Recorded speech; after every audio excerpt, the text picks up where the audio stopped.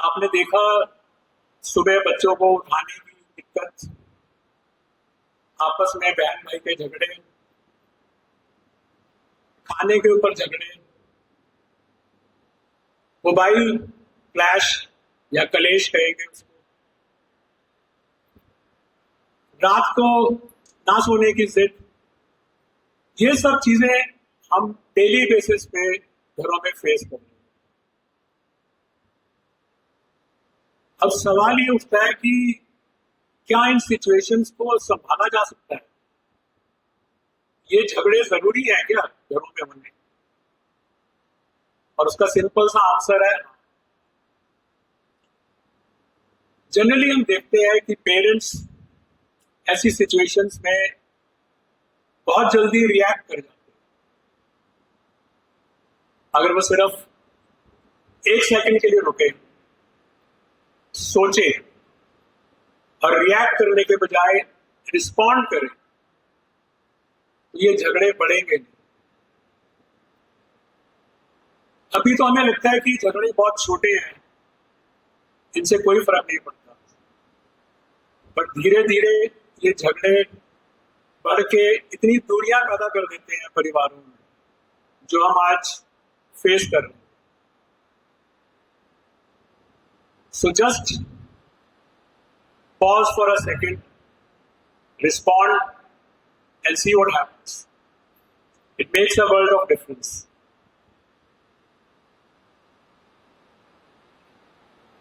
ये झगड़े इतने कॉमन हो चुके हैं, पेरेंट्स की प्रॉब्लम्स इतनी बढ़ चुकी हैं परिवारों में,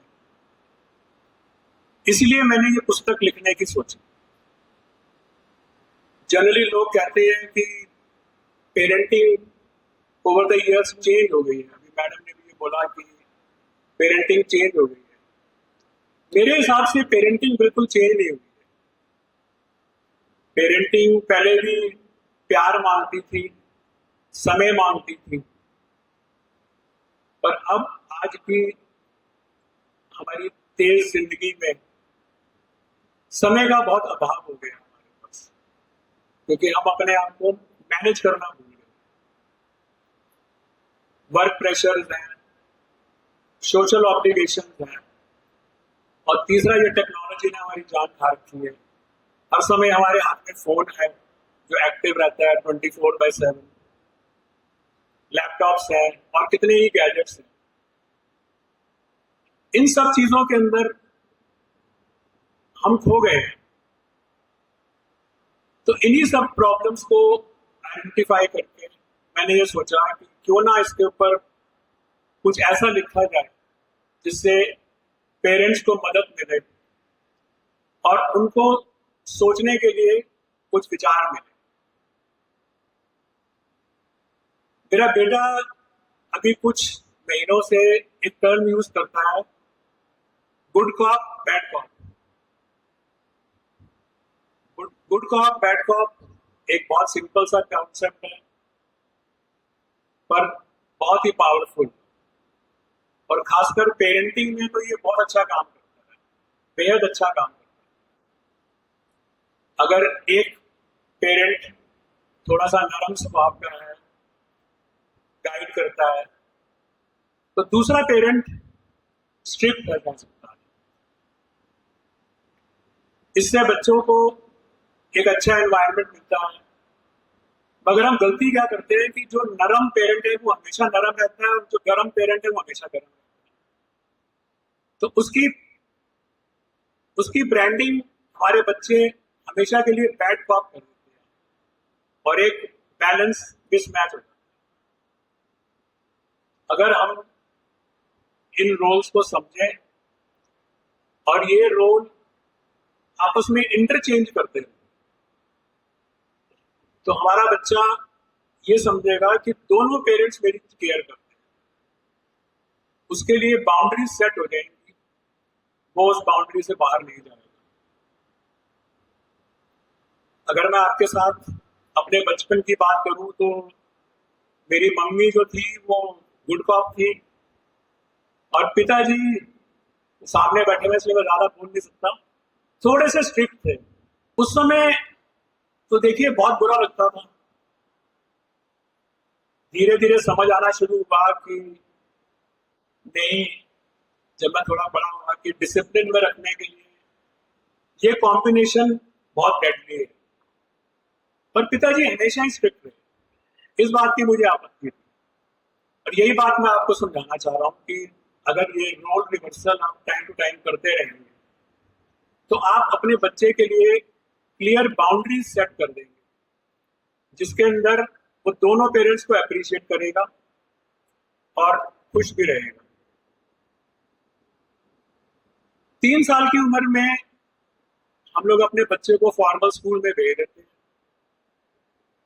और हमें लगता है कि हमारी जिम्मेवारी तो खत्म हो गई, अब स्कूल वालों की जिम्मेवारी शुरू हो गई। स्कूल वालों ने उन्हें जो सिखाना है वो सिखाना है, हमारा सिखाने का कोई कर्तव्य नहीं। मैं अगर आपको अपना जीवन से एक उदाहरण बताऊं तो 3 साल की उम्र में मेरे पिताजी की पोस्टिंग रोम में हो गई थी। रोम में उस जमाने में फॉर्मल स्कूलिंग का कोई कॉन्सेप्ट नहीं, तो मेरा पहला स्कूल, मेरी पहली टीचर मेरी मदर थी। तो जो पढ़ाती थी मुझे घर पर ही पढ़ाती थी, चाहे उन्होंने मुझे इंग्लिश पढ़ाई, हिंदी पढ़ाई और मैथ्स बहुत अच्छी पढ़ा दी मुझे। उन्होंने मुझे मेरे हर सवाल का जवाब दिया। उस उम्र में बच्चे बहुत क्यूरियस होते हैं, बहुत सवाल होते हैं उनके पास। तो मेरी मदर ने ऐसा कोई सवाल नहीं छोड़ा जिसमें वो जवाब नहीं दे पाती। मेरे अंदर लर्निंग का एक प्यार उन्होंने पैदा किया। ये रोल आज के पेरेंट्स में थोड़ा सा मिसिंग है, क्योंकि पेरेंट्स, जैसे मैंने पहले कहा, समय के अभाव के कारण ये रोल प्ले नहीं करना चाहते। यकीन मानिए ये कोई बहुत मुश्किल काम नहीं है करने के लिए। एक बच्चा स्कूल से घर आता है बहुत ही एक्साइटेड, जैसे अभी आपने देखा वो बिटिया बैडमिंटन जीत के आई जोनल्स, तो छोटा बच्चा बहुत एक्साइटेड रहता है अपना एक्सपीरियंस शेयर करने के लिए। और पूजनीय माता जी अपने मोबाइल फोन में बिजी हैं, तो वो उसको टालती रहती है, एक बार टालती है, 2 बार टालती है। वो ये भूल जाती है कि ये वो समय था उस माँ के पास बच्चे के साथ कनेक्ट करने का, उसकी बात जानने का, और अगर उसने कोई उपलब्धि कर लिया तो उसको अप्रिशिएट करने का। आपने एक मौका खोया, 2 मौका खोया, धीरे धीरे बच्चा बड़ा हो गया।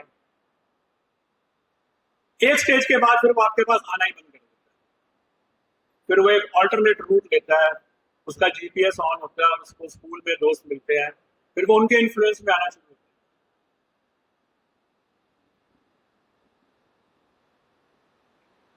है। ये तो मेरे बचपन की कहानी थी। फिर जब मैं पेरेंट बना तो मेरे भी चैलेंजेस कुछ आपके जैसे थे, पहली बार पेरेंट बने थे। मेरी बेटी दूसरी क्लास में थी और मैं आप जैसे कुछ पेरेंट्स के जैसे बहुत परेशान था उसकी पढ़ाई को लेकर। किसी मित्र ने कहा कि दिल्ली यूनिवर्सिटी में एक प्रोफेशनल काउंसलर है, डॉक्टर अरुणा बूटा, शायद आपने नाम सुना, उनके पास जाओ, वो आपकी बेटी को समझाएंगे। मैंने कहा ठीक है जी। एक सेशन के लिए मैं लेकर गया, वहां जाकर बहुत ज्यादा इंप्रेस नहीं हुआ, पर मैंने फिर कहा कि चलो कोई बात नहीं, एक सेशन और करके देख लेते हैं। सेकंड सेशन के बाद मुझे ये रियलाइज हुआ कि मेरी बच्ची में कोई समस्या नहीं, समस्या जो थी वो सारी मेरे साथ थी। मेरी एक्सपेक्टेशन बहुत हाई थी, अपने काम में बहुत बिजी रहता था, समय दे नहीं पाता। ये 2 प्राइमरी प्रॉब्लम्स थी उसके साथ। जब इस प्रॉब्लम्स को समझा, अपनी वाइफ के साथ डिस्कस किया, तो हमने उसके ऊपर वर्क करना शुरू किया और धीरे धीरे वो प्रॉब्लम सॉल्व होती चली गई। कुछ साल बीते, 3 साल बाद एक और शॉक लगा बहुत बड़ा। 5th क्लास का रिजल्ट आया और मैथ्स में बहुत ही कम नंबर आए। करोल बाग में उसका स्कूल था, वहां से मैंने रिपोर्ट कार्ड दी। गाड़ी चलाता हुआ प्रशांत बिहार आ रहा था अपने स्कूल में, आंखों में आंसू थे, मुंह उतरा हुआ था। मुझे लगा कि मैं फेल हो गया। हम बच्चे के छोटे से फेलियर को अपना फेलियर मान लेते हैं। यहाँ आकर एक हमारे मैथमेटिक्स डिपार्टमेंट में टीचर थे, उनको बुलाया, उनके साथ अपनी प्रॉब्लम डिस्कस करी। उन्होंने कुछ नुस्खे दिए, कुछ फॉर्मूले बताए कि बच्चे का फाउंडेशन कैसे बनाए। फिर उन्होंने कहा कि आप कुछ वीक रेगुलरली मेरे से डिस्कस करो और एक दो बार बिटिया को लेकर आओ ताकि मैं समझ पाऊं कि उसकी समस्या क्या है। ईश्वर की कृपा थी कि वो फॉर्मूले समझ आ गए। उसका मैथ्स का लेवल ठीक करने में 1 साल लग गया। कोई मेरे टीचर के पास जादू की छड़ी नहीं थी कि उसने मेरे को एक फॉर्मूला दिया और मेरी बेटी एकदम लाइन पे आ गई। पूरा 1 साल लगा और उसने अच्छा परफॉर्म करना शुरू कर दिया। उसको सब्जेक्ट से प्यार हो गया। उसका एंड का रिजल्ट ये निकला कि उसने दिल्ली यूनिवर्सिटी से मैथ्स में पोस्ट ग्रेजुएशन किया। आज हम बच्चों को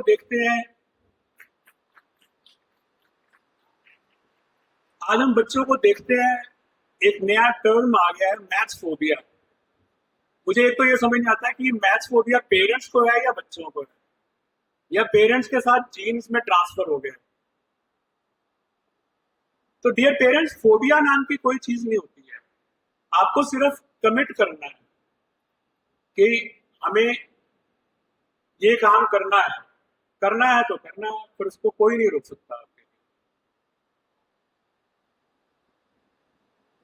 आज के युग में हम देखते हैं कि पेरेंटिंग को बहुत एक चैलेंज माना जाता है। जैसे मैंने कहा कि समय है नहीं, जॉब में पर एक्सपेक्टेशंस बढ़ती जा रही हैं, बच्चों से बहुत एक्सपेक्टेशंस हो गई है। एकेडमिक परफॉर्मेंसेस है, एक्टिविटीज में अच्छा कर रहा है कि नहीं कर रहा, अचीवमेंट्स कर रहा है कि नहीं कर रहा। जरा सी समस्या आती है तो पेरेंट्स क्या गलती करते हैं कि अपनी पेरेंटिंग को आउटसोर्स कर देते हैं। अब ये शब्द आपको बहुत अजीब लग रहा होगा। आउटसोर्स से मेरा मतलब है कि छोटी उम्र में ही हम उनको ट्यूटर्स प्रोवाइड कर देते हैं और ये एक्सपेक्ट करते हैं कि ये ट्यूटर, ये ट्यूशन सेंटर, ये कोचिंग सेंटर मेरे बच्चे की समस्या सॉल्व कर देगा। वो ट्यूशन सेंटर एक बारी में 6 बच्चे, 10 बच्चे, 15, 20, 40 बच्चे, पता नहीं कितने बच्चे पढ़ा। क्या वो ऐसी केयर कर सकता है जैसा एक पेरेंट कर सकता है? आप सोचिए कि क्या कोई भी सेंटर इतनी केयर कर सकता है जितना एक पेरेंट कर सकता है? मुझे कई बार ये नहीं समझ आता है कि प्राइमरी क्लासेस की पढ़ाई, 1 से 5वीं क्लास की पढ़ाई, एक आजकल की पढ़े लिखे नौजवान, मदर भी ग्रेजुएट है, फादर ग्रेजुएट है या पोस्ट ग्रेजुएट है, वो क्यों नहीं करा सकते घर के अंदर? वो इसलिए नहीं करा सकते क्योंकि कोशिश ही नहीं करते। उनको एक आसान रूट मिल गया है। अभी हमने अपने स्किट में भी देखा कि बच्चे को तोरी की सब्जी नहीं खानी थी तो उसने पिज्जा ऑर्डर मांग लिया। हमारे घरों में हो सकता है कि पिज्जा स्विगी जोमेटो पे ऑर्डर कर दिया जाता है, फिर बताया जाता है कि हमने मंगा लिया। तो आउटसोर्सिंग एक बहुत आसान सा जरिया बन गया हमारे लिए। तो पेरेंट्स, जो चिंता, जो प्यार आप अपने बच्चे के साथ कर सकते हो, वो बाहर वाला नहीं कर सकता। पर हम वो करना नहीं चाह रहे क्योंकि हमें खिलौने मिल गए हैं अपने खेलने के लिए। हमें लगता है कि हर काम चुटकी बजा के हो जाता है। हम उनकी समस्या भी चुटकी बजा के दूर कर लेते हैं। तो क्या 6 महीने, 1 साल ट्यूशन के बाद भेजने के बाद वो समस्या खत्म हो जाती है? जी नहीं। बिल्कुल नहीं होती वो समस्या। किसी भी रिलेशनशिप में कम्युनिकेशन एक बहुत इंपॉर्टेंट रोल प्ले करती है। यही कम्युनिकेशन बच्चों के साथ भी बहुत आवश्यक है। कम्युनिकेशन का मतलब क्या है? कम्युनिकेशन का मतलब है कि हमारा बच्चा बिना डर के हमारे से कोई भी बात कर पाए। अभी रिसेंटली मैंने एक वेब सीरीज देखी, वैसे तो वो क्राइम थ्रिलर सीरीज है, इसका नाम है दहाड़। मैं उस सीरीज की प्रमोशन नहीं कर रहा हूँ। उसमें एक बहुत अच्छा एग्जाम्पल है कम्युनिकेशन का कि एक पुलिस ऑफिसर है, इंस्पेक्टर, वो एक क्रिमिनल का फोन ट्रैक करते करते एक स्कूल में पहुंच जाता है। पूरा स्कूल छान मारते हैं, वो फोन कहीं मिलता नहीं, लेकिन सिग्नल वहीं से आ रहा होता है। इतने में पता चलता है कि कुछ बच्चे एक कमरे के अंदर बंद, दरवाजा बंद करके बैठे हैं। पुलिस वाला वहां पहुंचता है तो देखता है कि वो बच्चे मोबाइल फोन पे एक वीडियो देख रहे होते हैं। आप समझ ही गए होंगे कि ये वीडियो ऑब्जेक्शनेबल नेचर का था, पर खुदा की मार ये थी कि उनमें से एक बच्चा उस इंस्पेक्टर का निकला। अब इंस्पेक्टर वो फोन जब्त करता है और चला जाता है। शाम को जब वो घर पहुंचता है, उसका बच्चा बहुत घबराया हुआ बैठा होता है। बच्चे को लग रहा होता है कि भी आज तो वाकई में बैड कॉप का रूप दिखने वाला है। तो जैसे ही पिताजी आकर बैठते हैं तो बच्चा कहता है कि पापा मम्मी को मत बता, मम्मी को मत बता। तो शायद उस परिवार में बैड कॉप मम्मी थी उन दिनों के लिए। तो वो इंस्पेक्टर कुछ 3-4 वाक्य बोलता है जो सुनने लायक। सबसे पहले वो बोलता है कि मैं तेरी मम्मी को नहीं बताऊंगा। दूसरा वो ये बोलता है कि मैं ना तुझे डांटूंगा ना मारूंगा, उसको रीएश्योरेंस दी। तीसरी बात वो बोलता है कि बेटा तू बहुत समझदार है, तो क्या तुझे लगता है कि तेरे को इस तरह की वीडियोस देखनी चाहिए? उसने ये नहीं कहा कि तुझे ये वीडियोस नहीं देखनी चाहिए, उसने कहा कि क्या तुम्हें ये वीडियोस देखनी चाहिए? तो बच्चे का जवाब आया नहीं। फिर वो अगली स्टेटमेंट बोलता है कि बेटा ये वीडियोस तुम्हारे दिमाग के ऊपर एक ऐसी छाप छोड़ जाएंगे इस उम्र में, अगर आप देखोगे, कि आप कभी भी रिलेशनशिप नहीं बना पाओगे। बात यहां खत्म नहीं होती। तो सबसे कमाल की बात है, आखिर में वो बोलता है कि बेटा अगर कभी भी तुम ऐसी सिचुएशन में हो, कभी तुम्हारा माइंड मेकअप हो रहा हो कि गलत है या सही है, तो तुम कभी भी मेरे साथ आ सकते हो और मेरे से डिस्कस कर सकते हो। पेरेंट्स अपने दिल पे हाथ रख के बताइए, अगर ये आपके साथ होता तो आप ही ऐसा कर पाते? या आप ये कहते हैं छूटते कि तेरे ऊपर इतनी फीस पे कर रहा हूं, ये क्या कर रहा है तू, नाम डुबो दिया तेरा, या और ज्यादा स्ट्रिक्टनेस पे जाते और 2 कान के नीचे बजा देते। आप खुद सोच के देखिए कि कौन सा रास्ता अच्छा था। उस पेरेंट ने एक कम्युनिकेशन चैनल ओपन किया अपने बच्चे के साथ।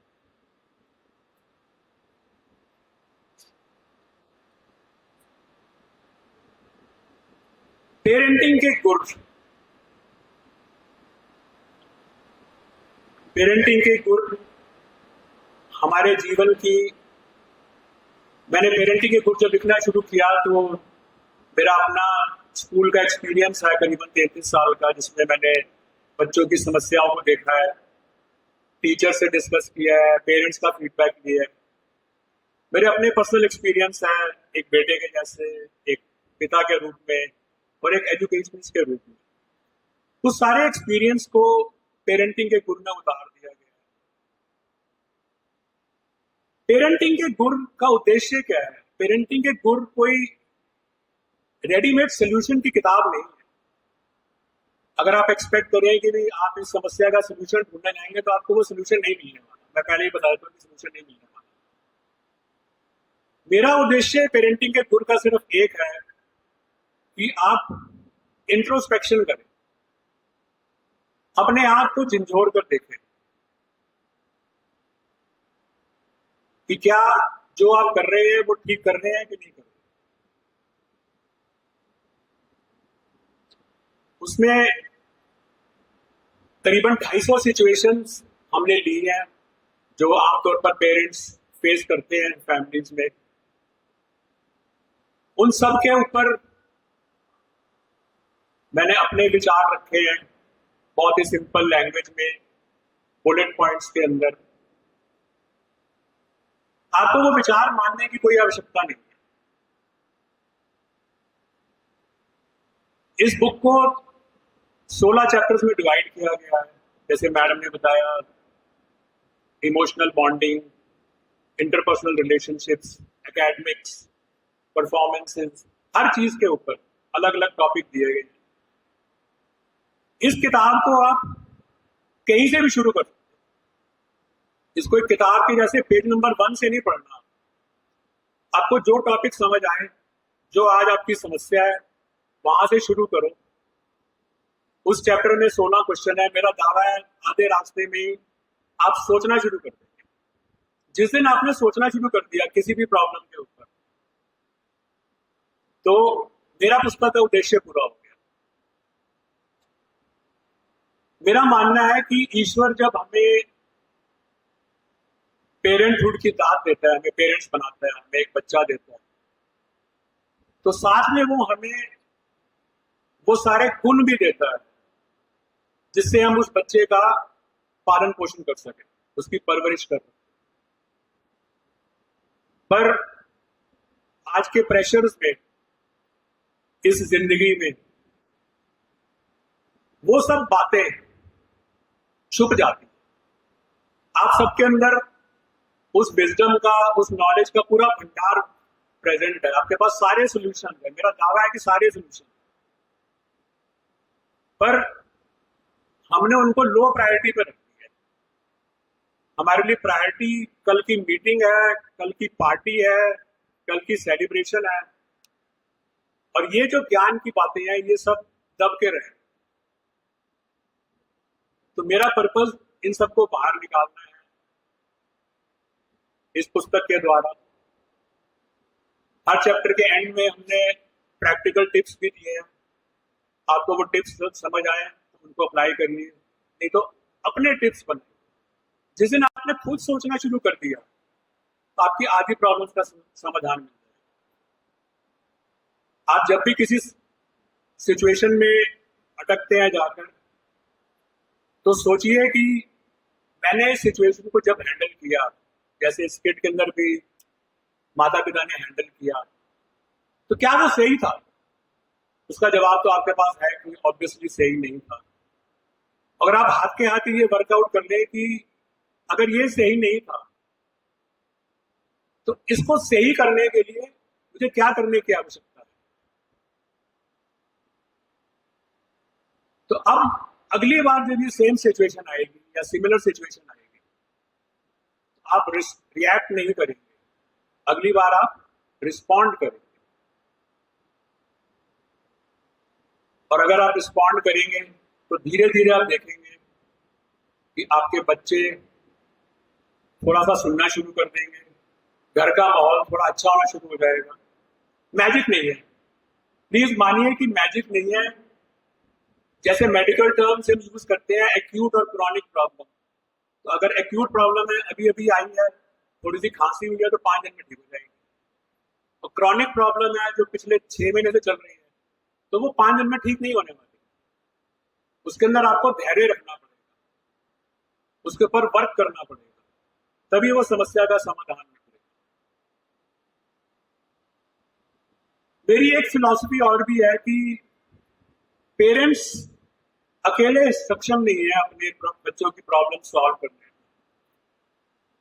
पर जब पेरेंट्स और टीचर्स दोनों आपस में मिल जाते हैं तो एक बहुत ही डेडली कॉम्बिनेशन बन जाता है। क्योंकि फिर बच्चा गिर जाता है, चाहे वो घर में है या स्कूल में है, उसका ध्यान रखा जाता है। दिवाली पे आपको मालूम है कि जो सबसे पॉपुलर पटाखा है वो अनार होता है। अब एक अनार देखने में तो बहुत साधारण सा होता है, छोटा सा, बहुत चमकीला भी नहीं होता, अलग अलग शेप्स में आता है। अनार को देखने से हमें मालूम नहीं चलता कि उसके अंदर कितनी रोशनी छुपी हुई है, उसकी फ्लेयर्स कितनी ऊपर तक जाएंगी, इसके अंदर कौन कौन से रंग निकलेंगे। लेकिन प्रॉब्लम यह है कि अनार अपने आप जल नहीं सकता, ना वो माचिस से जल सकता है। उसको जलाने के लिए एक और पटाखे की जरूरत होती है जिसको हम फुलझड़ी कहते हैं। तो जब हम फुलझड़ी को अनार के पास लेके जाते हैं तब हम उसका असली रूप देखते हैं। माता पिता भी इस उदाहरण में कुछ अनार के बराबर हैं। हमें नहीं मालूम, उनको खुद नहीं मालूम कि उनके अंदर कितना ज्ञान छुपा हुआ है, कितनी रोशनी छुपी हुई है। अब मैं अगर मेटाफोरिकली बोलूं तो टीचर रूपी फुलझड़ी एक कैटलिस्ट का काम करती है और उसके अंदर से ये सब नॉलेज को बाहर निकालने में पेरेंट की हेल्प करती है। कुछ ऐसा ही काम ये पुस्तक आप लोगों के लिए करेगी। ये एक टूल का काम करेगी, एक कैटलिस्ट का काम करेगी कि आपके अंदर जो छुपी हुई विजडम है, जो नॉलेज है, वो सब बाहर आएगी और आप अपने बच्चों के साथ अच्छे रिलेशनशिप्स एंजॉय करना शुरू कर देंगे।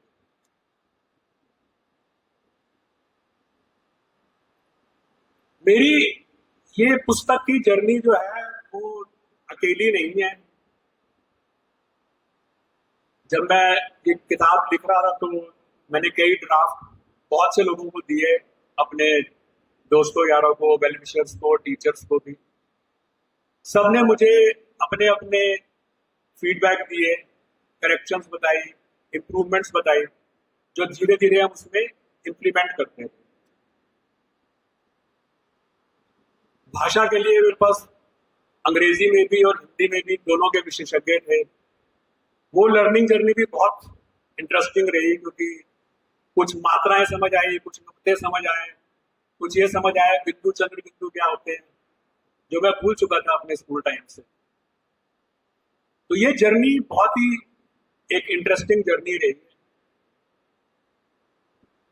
इस पुस्तक के लिए मैं सबसे पहले इन सब लोगों का धन्यवाद करना चाहूंगा जिन्होंने मेरा पूरा साथ निभाया इस पुस्तक को इस रूप में लाने के लिए। मैं अपने माता पिता का, अपनी पत्नी का, अपने बच्चों का तहे दिल से धन्यवाद करना चाहता हूं कि जिन्होंने मुझे ये फाउंडेशन दी कि मैं ये पुस्तक लिख पाऊं। जो आज से 33 साल पहले मुझे स्कूल लाइन में लाने के लिए रिस्पॉन्सिबल थे, स्कूल सिस्टम की सारी जानकारी, एजुकेशन सिस्टम क्या होता है, एडमिनिस्ट्रेशन क्या होता है, सब उन्होंने मुझे सिखाया। क्योंकि मैं बेसिकली बाय प्रोफेशन एक इंजीनियर हूँ, मुझे एजुकेशन के बारे में कुछ नहीं मालूम। उन्होंने सब मुझे सिखाया। तो आज इस धन्यवाद के रूप में मैं उनको श्रद्धांजलि देना चाहूंगा।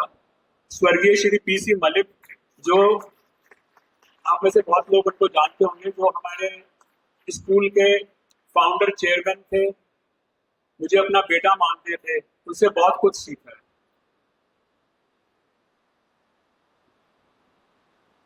आज धन्यवाद आप सब लोगों का भी, जो आप लोग मुझे यहाँ ब्लेस करने आए। पेरेंट्स यहाँ पर आए, दैट मीन्स कि सीरियस हैं अपनी समस्याओं को लेकर। खत्म करने से पहले मैं एक बात और बोलना चाहूंगा कि पेरेंटिंग जो है वो एक ड्यूटी नहीं है जो आपने दिन प्रतिदिन, साल और साल करते रहे। Parenting is a privilege. Parenting ईश्वर का आशीर्वाद है। आपको एक जिंदगी को, एक माइंडसेट को और एक फ्यूचर को शेप करने की क्षमता दी गई। इसको अगर आप ब्लेसिंग की तरह ट्रीट करेंगे तो आपकी सोच बदल जाएगी। एक शब्द है जो मैंने अपनी पुस्तक में बहुत बार इस्तेमाल किया है, वो शब्द है प्रेजेंट। और हर चैप्टर में 2 कोट्स है। मेरा फेवरेट कोट है, parenting is not about being perfect, क्योंकि मैं समझता हूँ कि दुनिया में कोई भी चीज परफेक्ट तो नहीं, it is about being present. अब इस प्रेजेंट शब्द का क्या मतलब है? प्रेजेंट का एक मतलब तो है कि फिजिकली हम प्रेजेंट हो वहां पे।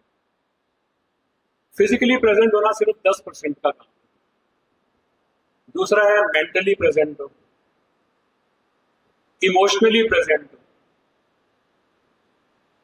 पर मैंने आप लोगों के लिए प्रेजेंट को लेकर एक नई परिभाषा बनाई है, जो मैं चाहूंगा कि आप बहुत ध्यान से सुने और आज यहां से लेकर जाए। प्रेजेंट के अंदर 7 सुरों के जैसे 7 अक्षर है। पहला अक्षर है पेशेंस, पी।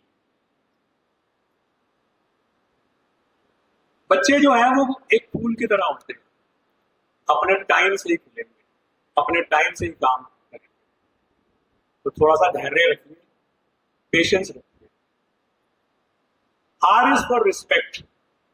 हर इंसान रिस्पेक्ट मांगता है और स्पेशली आपके बच्चे रिस्पेक्ट मांगते हैं। जो भी वो कर रहे हैं, रिस्पेक्ट व्हाट दे डू। तीसरे वाला बहुत कठिन है, तो 2 तो आसान है करना। तीसरा है एम्पैथी। एम्पैथी का मतलब इस संदर्भ में यह निकलता है कि कभी कभी आप बच्चे के नजरिए से सोच के देखेंगे कि जो भी सिचुएशन है, जो उसकी जिंदगी में हो रहा है, वो क्या सोच रहा है। Put your self in his shoes. ये कहना बहुत आसान है पर करना बहुत मुश्किल है, क्योंकि आपको आज से 30 साल पहले पीछे जाना पड़ेगा, उसकी सोच में जाना पड़ेगा, उसको समझने के। पर यकीन मानिए असंभव नहीं है। PRES, एस का मतलब है सपोर्ट। सपोर्ट, मेरा प्यार और मेरी सपोर्ट कंडीशनल नहीं हो सकती, अनकंडीशनल। वो एग्जाम्स में परफॉर्म करेगा, खेल में जीतेगा, मेरी सपोर्ट उसके लिए हमेशा बनी। अगला लेटर है ई। E is for encouragement. E is for appreciation also. Encouragement and appreciation. उसकी हर छोटी से छोटी उपलब्धि को सेलिब्रेट करें, उसको इंपॉर्टेंट फील करें।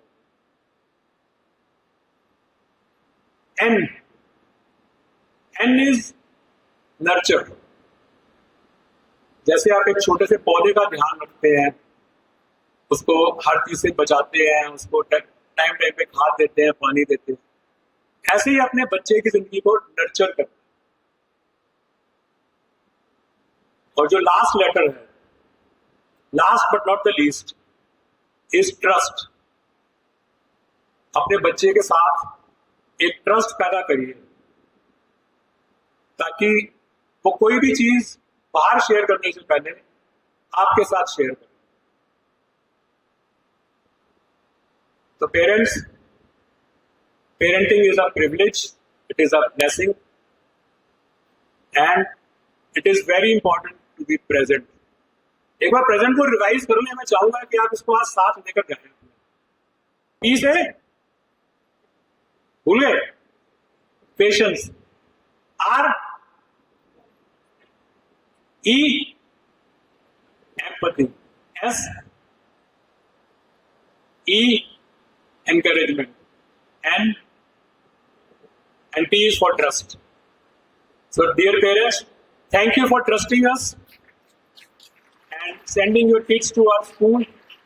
मैं परमपिता परमेश्वर से प्रार्थना करूंगा कि आपकी ये पेरेंटिंग की जर्नी बहुत ही सुखद रहे और इसमें जो भी आपको समस्याएं आए, उस सबके समाधान ईश्वर आपको समय समय पर देता रहे।